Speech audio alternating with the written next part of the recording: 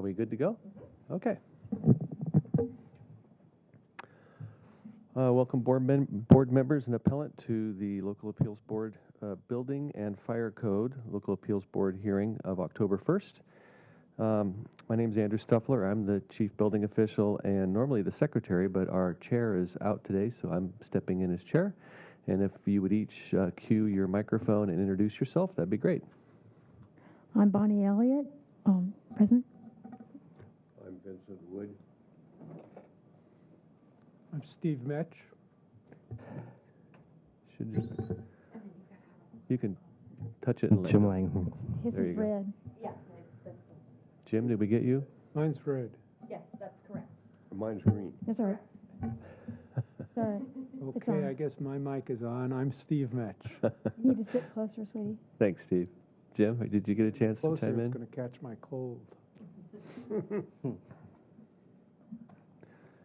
Board member Langhorn, did you get a chance to chime in? I did, but Okay, great. I'll do it twice. Okay, sorry, I didn't hear you. Okay, thank you. So we've called the meeting to order and taken a roll call. So there's only one item on the agenda today. We'll just take it in the order we have them printed, unless there's anyone who wants to recommend a change. Hearing none, off we go. How about approval of the minutes of our last meeting? I make a motion that we approve the minutes of the last meeting. A second. We have a motion and a second. Any discussion on that?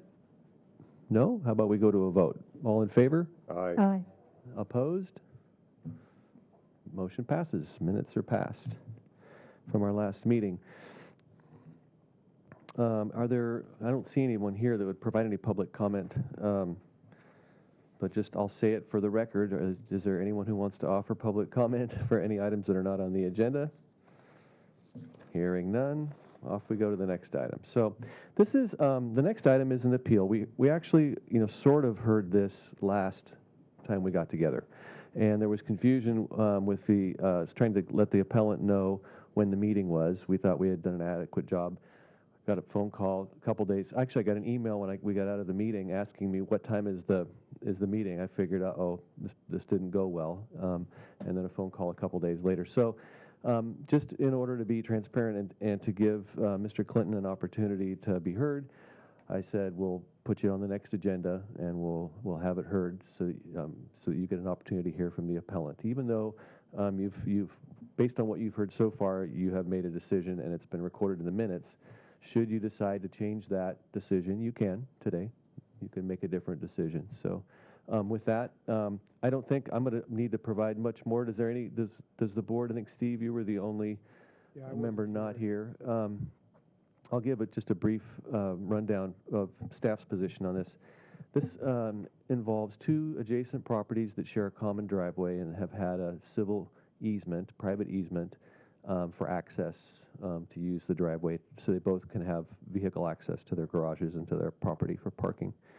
And the relationship between the two property owners is broken down, and one of the property owners came in and wanted to get a fence permit and put it right on the property line. From what it sounds like to us, in violation of their civil easement that they have, their private easement. And we told them that it's not a good idea, and we don't recommend you do this, but we can't stop you because we don't make legal decisions on private easements. That's done in a court of law. So we're telling you this isn't a good idea, but we have to issue the permit if you give us everything that we require for a building permit. So we did. We issued the permit. And the appellant is the adjacent neighbor saying, hey, city, why'd you issue a permit? Now I'm not going to be able to use my driveway if they put this fence up. So I've talked with the city attorney's office just to confirm my understanding that we cannot enforce private easements. And the city attorney, Scott Vincent, we've talked about it twice now. I talked to him this morning just to refresh my collective memory on it, on the terms that he used. But in essence, he says that if we enforce a private easement at our building permit counter, we are doing the job of a judge. That's what a judge is supposed to do in civil court when they look at a private easement to see who has what rights. We would have to look at the easement, make a decision, a legal interpretation as to what rights each property owner had, and then we would act based on that, and that's really the role of the court and not the role of the building department. So with that said, the appellant does have practical points of concern, and and an argument that or a discussion he'd like to bring before the board. So feel free to come up here, Mr. Clinton. And Melissa's got your mic queued, so you're all set to go. So I'm John R. Clinton, a resident at 718 Castile Street since 1989. Most people call me Jake. Just so if I get referred to as Jake, you know that. I've been a member of the community in good standing for a long time. Volunteered for 6 years with the Old Town Merchants Association, currently on a nonprofit echelon, and I'm the creator of Run Santa Barbara events in town, most popularly known Night Moves. I have a couple of items here I'd just like to pass along so that they could see what the property looks like. I can hand it down. I have a couple of copies of that if they want to pass them around. Thank you, Melissa.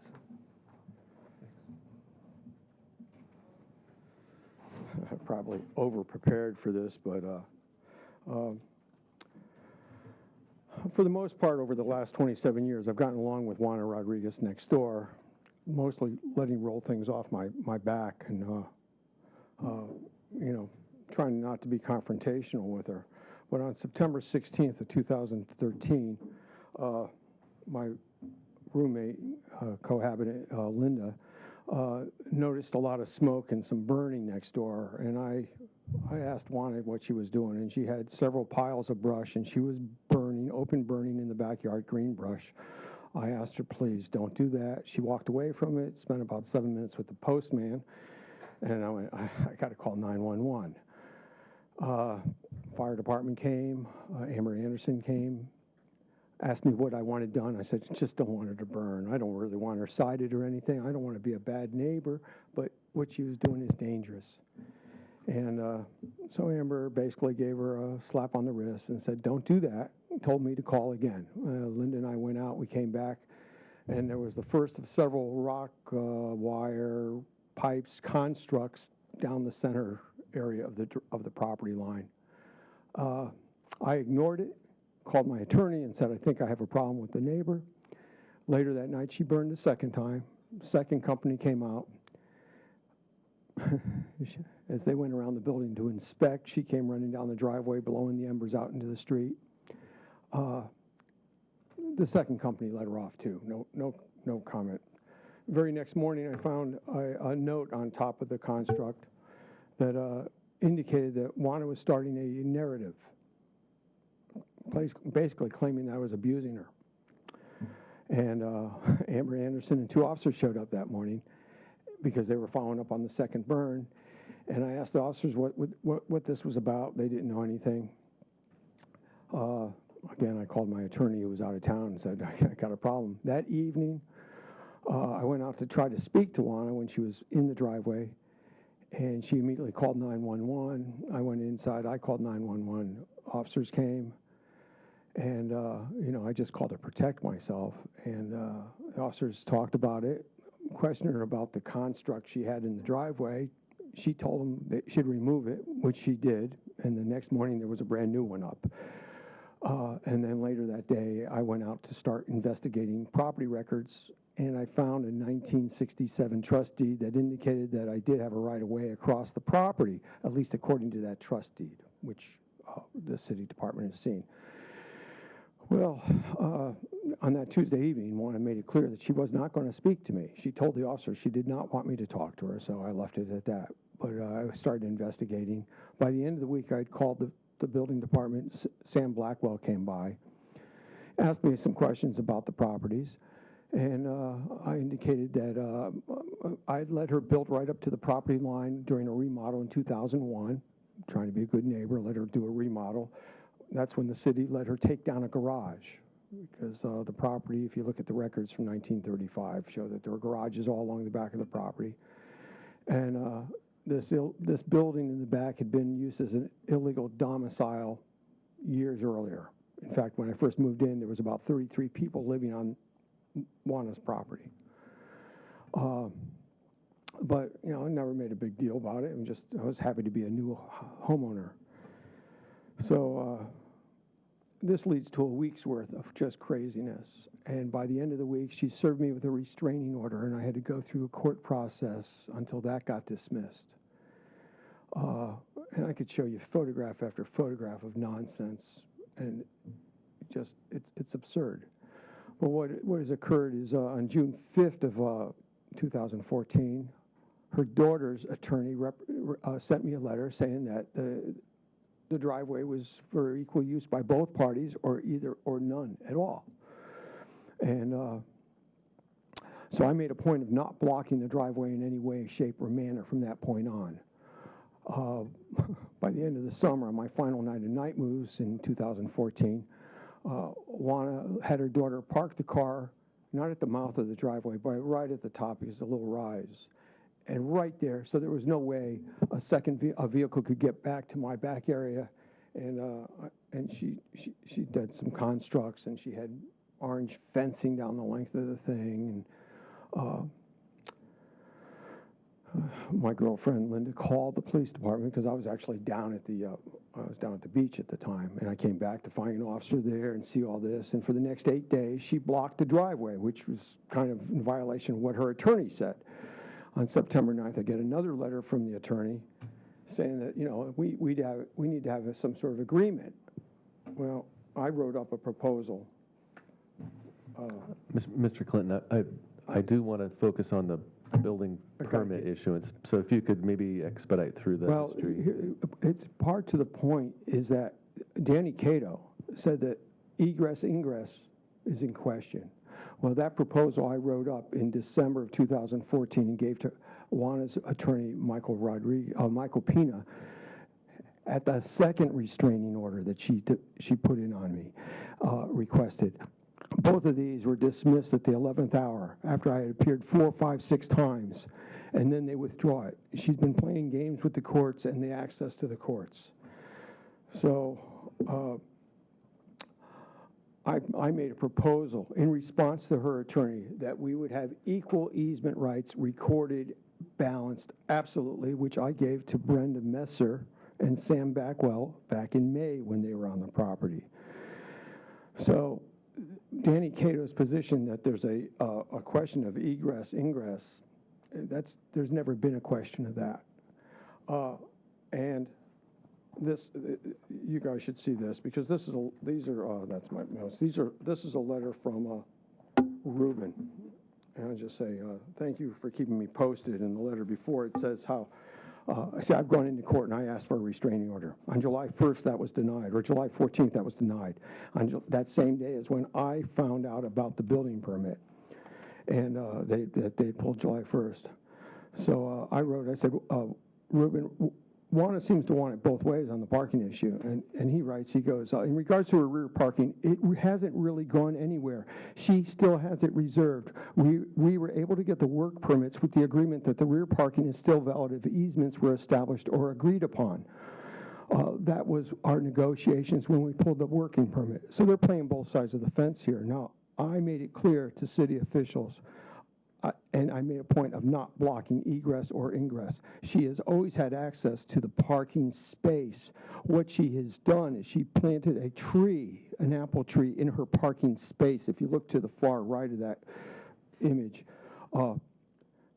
And that day, Messer and Blackwell were on the property. They said, well, to Ruben, the contractor, Ruben Carmona, you're going to have to pull a permit to restore the parking space. So the question is really whether or not she can pull a permit that would qualify the parking space. Personally, I think she should just restore the parking space and forget about the paperwork, because she can't meet current code. She can't turn around. There's no space there. And I can't build a driveway because my chimney there is only 7 feet away from the building line. If she puts a fence there, I can never get into my backyard. Because there's a rock wall in the front and there's only 6 feet on the other side. I'm totally boxed out. So in simplicity, I'm asking this board to put a hold. I've gone into court and I'm asking the courts to determine what's going on. But I don't want to take Juana at her word, because I don't think her word is solid. And while Mr. Carmona has said he will not go ahead with any construction until such time as there's a mutual agreement, that does not mean she would not hire someone else to put that in place.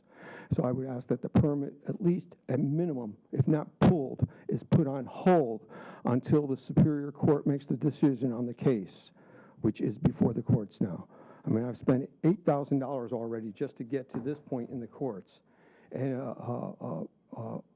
my feeling, because of some things that have been said by some other neighbors, Juana's just pursuing this to make it a costly matter for me. It's a spite fence, clear and simple.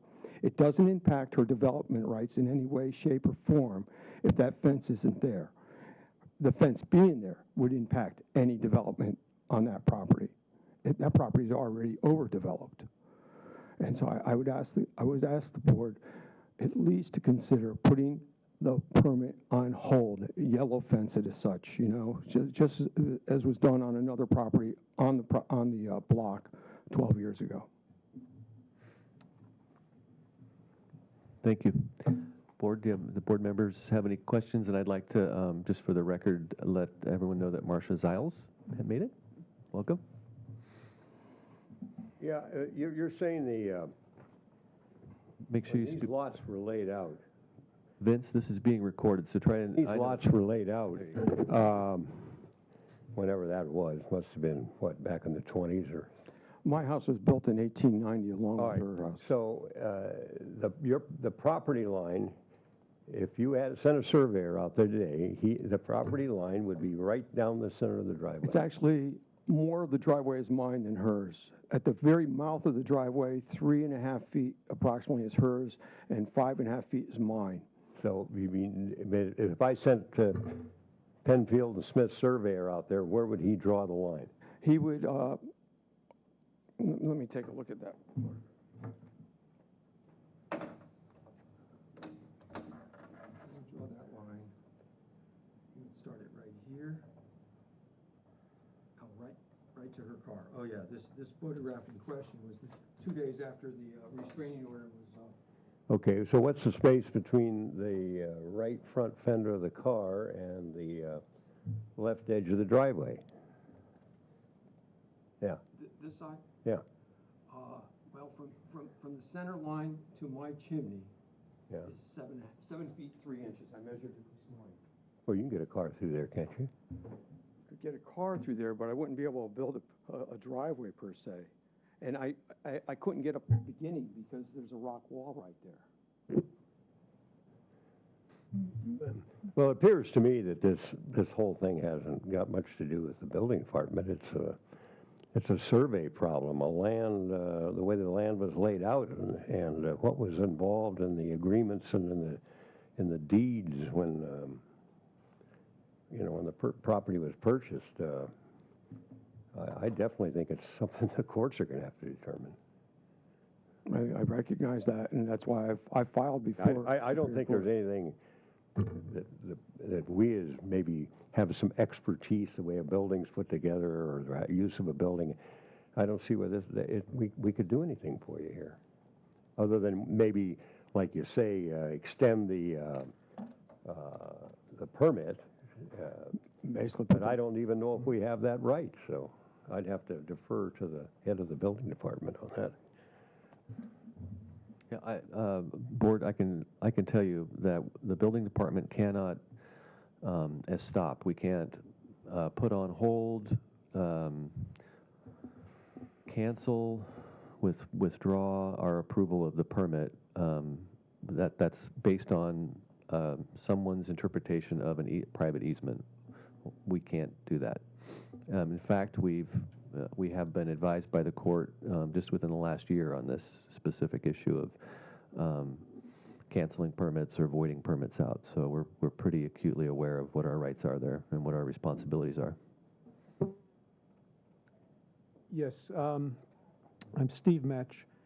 I've got a concern about our culpability in allowing something to be formed that is not legal or that violates the code in some other way. I understand fully the issue about private easements, but if somebody is putting a fence down a driveway and then we don't have the required access for fire department, around the buildings, we've basically created a bad condition, and then we become liable for whatever might happen because, we did something that on the face of it makes no sense. And you bring up a good point. So when we look at the permit, when we review any permit that comes in, regardless of whether there's a dispute over property lines or easements, we confirm that emergency vehicle access in this case is provided. So that's not and the fire marshal's here if you want to hear from him, but there's no, the emergency vehicle access is within 150 feet of the most remote portion of the structure, and they don't need to use the driveway to do that. So, but we do check that. We would not let someone build a structure in a manner that would eliminate or reduce the emergency vehicle access without the fire marshal first looking at it. Okay, and we haven't impacted side yard clearances and stuff like that. Not with this fence, not with the proposed fence down the middle. Okay.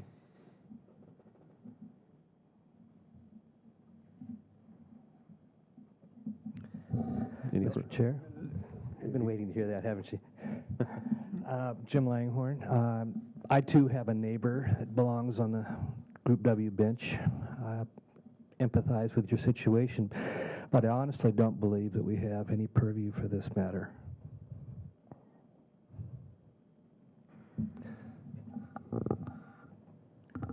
I have just something that's totally unrelated, but might assist you in the future. Is that with the new codes, I'm Marcia Zillis. The new codes, they're going to want direct vent gas fireplaces installed, and so the wood burning would be phasing out. It's not something, unless you really remodel the whole place, you'd come subject to, but it's a way around the problem in the sense the chimney could come down and a direct vent could easily be installed without, and also seismically too. Quite honestly, I'm at the point where I just want to resolve this. I'm ready to move away.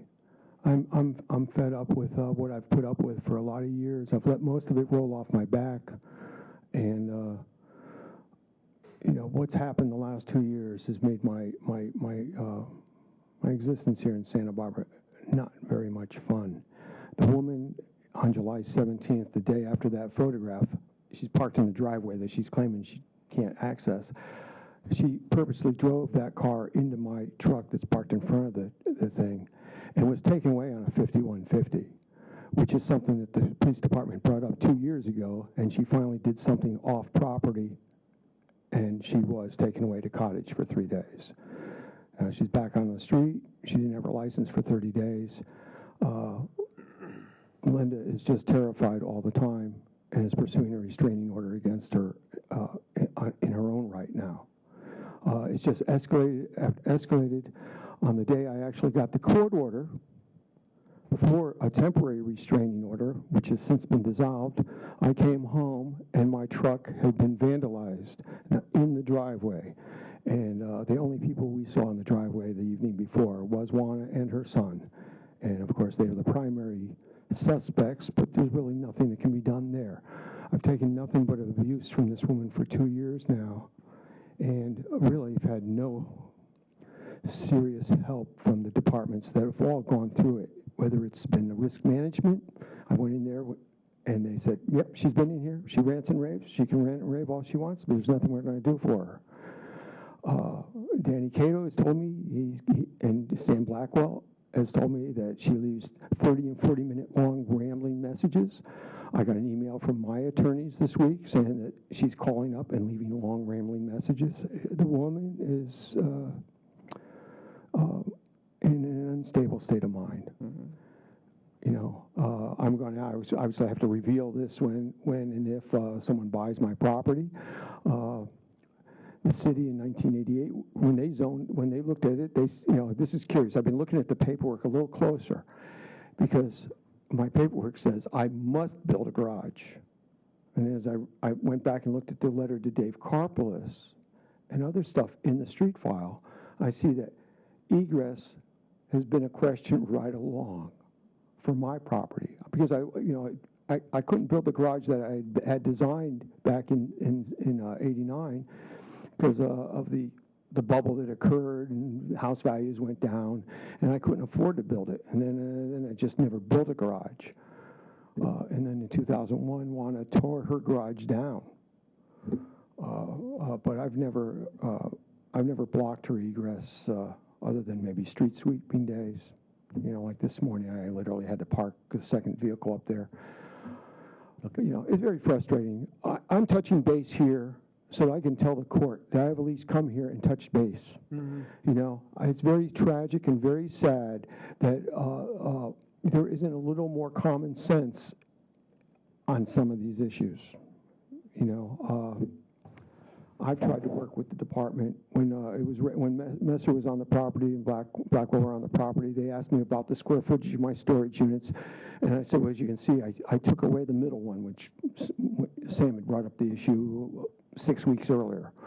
And I told him, I said, well, it's termite infested. I was planning on taking it away anyway, and there's one more wooden one that I plan on taking away as soon as I can, too, is because I'm in process of cleaning up the property, so I can put it on the market and not run into any big walls.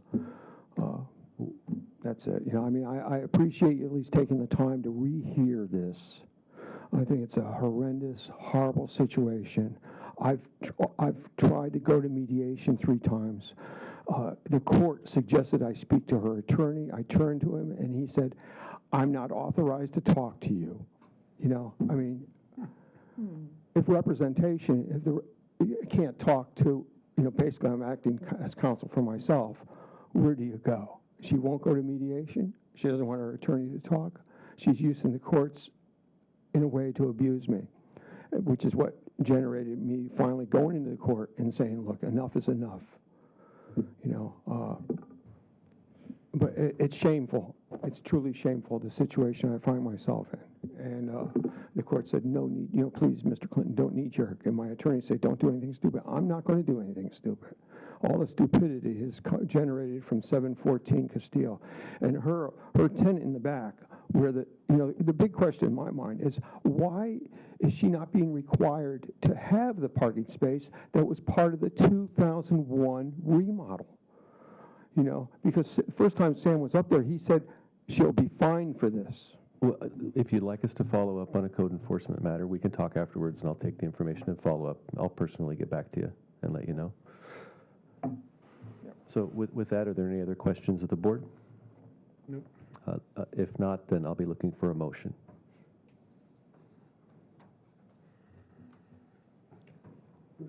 Motion to, A motion, you've heard this item again, so we're going to have to make a motion and second, discuss and vote on whether or not the appellant's request for the building permit to be revoked or canceled or put on hold should be honored, or whether the permit as it stands should be honored. I just have a question. Maybe it's the same one. And that was that can a code enforcement issue related to another matter be used to put a hold on his current situation? Not in this. Not in this. Not as explained here. No, it would have to have some direct physical impact on the permitted construction. Well, I'd like to ask him a question. Can you go to the court and get a restraining order against her putting up the fence? That's what You have your day in court? actually, we've made the motion, and it was initially put into force because the court actually looked at her attorney and said, we're not going to depend on you to talk to her. Put it into force. The court decided that my motion wasn't correct in form. So when we reappeared, when I brought the attorney in, because I had started the process myself, when I brought the attorney in, that order was dissolved. And that's when I reparked my truck in the driveway, because the conversation between me and the contractor was, if your truck is in the driveway, I can't build that fence. He doesn't like being in the middle of this. Mm-hmm. And he said to me, you know, I've been a great guy. Whenever he's done work on that property next door, I've let them park in the driveway. I've let them work in the driveway. But the court it's all pending now. We have a mediation meeting in November, and between now and when we get back into court and on the calendar again, that's what I fear. That's why I'm only asking for this to be put on hold until such time as the court can make a decision and review the new motion. You know. But the problem with your request is we can't do it. Yeah. And so I'm saying, can you get another entity, the court system, to do it for you? Well,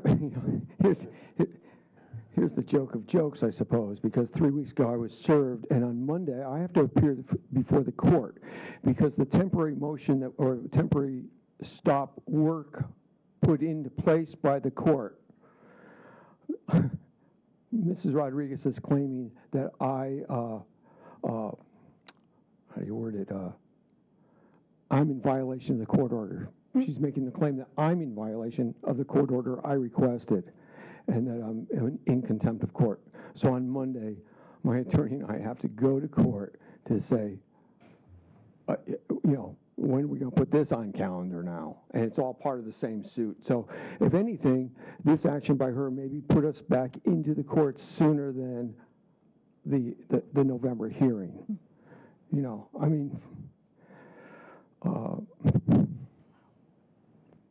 It's just anything and everything she's just doing, she literally, I parked my truck in front of the house with my street cones on it. She went to the parking department and they came out and they didn't give me a ticket, but they gave me a warning saying that my trailer, even though it was attached to my truck, and my truck cannot be parked on the street in front of my own house. So, I appreciate the parking department. I was away for a couple of days, so I appreciate the parking department didn't actually give me a ticket that I had to do, but they gave me the warning. And so my trailer, and I think you can see it in there, is back up on the property and has made me aware of, I did not know there was a 2-hour limit of a trailer being on the street, even if attached to a vehicle, because her tenant literally parked his trailer and boat in front of my house almost all summer 3 years ago, but it was something I was totally unaware of, and most people I meet are unaware that there's a 2-hour restriction on trailers on the streets of Santa Barbara. And every company vehicle that's on the street is not supposed to be on the street more than 2 hours. Okay, we need to make a motion, Yes. right? I'll make a motion based on the information given to us by the building department that we deny the appellant's appeal. Okay, we're looking for a second. I'll second it. Steve Okay. Match. Okay, first and a second. Any discussion on that from the board? Seeing none, all in favor? Aye. All opposed? Okay, motion passes unanimously. Thank you for your time. Thank you. Thank you. I feel for you. but- Yeah. I got one of those too. I had to touch this guy. Yep. Mhm. Yeah. Thank you very much. Good luck. Good luck to you.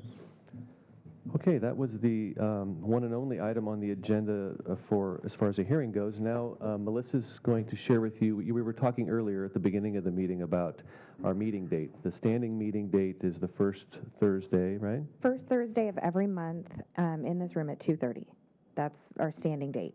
We have a conflict in November with the first Thursday. It's not, this room is not available, and I believe there's a conflict in January, but we'll discuss that later. I'm trying to reschedule the meeting, and there's only 2 dates that work. One is October 20th at 2:30, and the other is November 24th at 2:30. Now, the November 24th is the week of Thanksgiving, so I want to point that out. We do have an item that we need to see before the board, so if you guys wanted to make it the October 20th, we can do that, and that would stand for November's meeting. That works for me. How does October 20th look for everybody? Tuesday, right? It's Yes, it is a Tuesday. Looks good for me. Okay, fairly good. Okay. It'll be at 2:30. Yeah, okay. Okay. Okay. I will schedule it for Thank you, that. Melissa.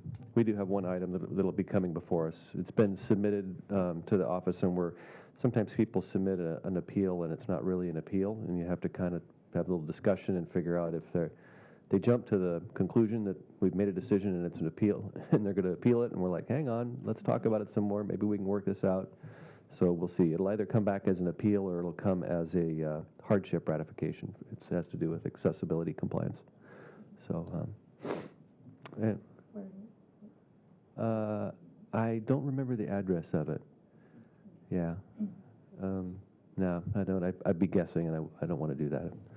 So, and with that, unless there are any comments that the board wants to make about non-agenda items, just open comments like things that are going on that you think the other board members might be interested in attending. I have a question, just as a general rule, and what's appropriate and inappropriate. Uh-huh. After our discussion with the item from the, I'm sorry. My general question, after our discussion or presentation from the Museum of Art, I realized I didn't ask certain questions I wish I'd asked. And would it be inappropriate for me to go as a citizen, or, you know, well, I can't, not as a representative of this board, just curious about accessibility stuff, or is that, I don't know, to talk to Mr. Kupiec? You can talk to anyone in the community, whether they had an item on the agenda or not. The only time there's a conflict is if you've had a relationship, business or otherwise, personal, and that person comes before the board, and you're now going to make a decision that you think would be influenced because of that relationship. So, but if you would like to reach out to him, you can. If you would like to forward the questions to us, we can be your conduit to him. Oh, great. Okay, I might do that. Elizabeth is working on that, or Christy's working on that plan check, Christy Foreman, so Okay. she can Because answer questions. I realized that I really blew it on a couple of things I should have asked questions on, so. Sure, Thank you. yeah, Okay. send them my way. Great, thanks. Yeah. Okay, with that, a motion to adjourn? I make a motion to adjourn. Second. Second, all right, all in favor? Aye. Aye. Thank you very much for attending. I appreciate it. Thank you. Look forward to seeing you on the 20th. I feel this poor guy. There needs to be a Department of Common Sense. Well, I have a similar thing. I'm building next to the famous Dario We Pena. still talk